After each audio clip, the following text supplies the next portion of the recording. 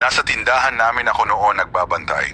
Nang dumating ang isang tanod na may kasamang matanda, naka-green na damit, green na short, may dala siyang green na bayong at bayong na kulay green din. Maputi na ang buhok nito pero maikli lang. Ihatid daw ito patungo sa kanila kasi may duty pa daw ang tanod. Nagmabuting loob ako. Tinanong ko ang matanda kung saan bahay niya.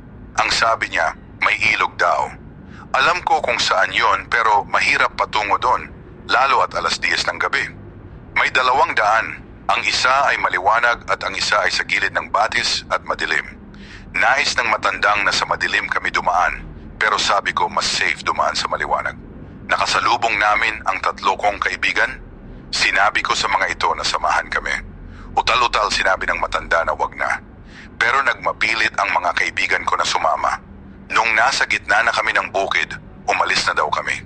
Sabi ng kaibigan ko na, wag baka mapaano ang matanda. Nagalit ang matanda at biglang nagsalita, nag-aralgal. Ang boses, iwan niyo na ako dito. Ang nguso ng matanda ay kumukubaan ni mo'y nguso ng aso at ang buhok nito ay nagsitaasan na parang nagulat na pusa.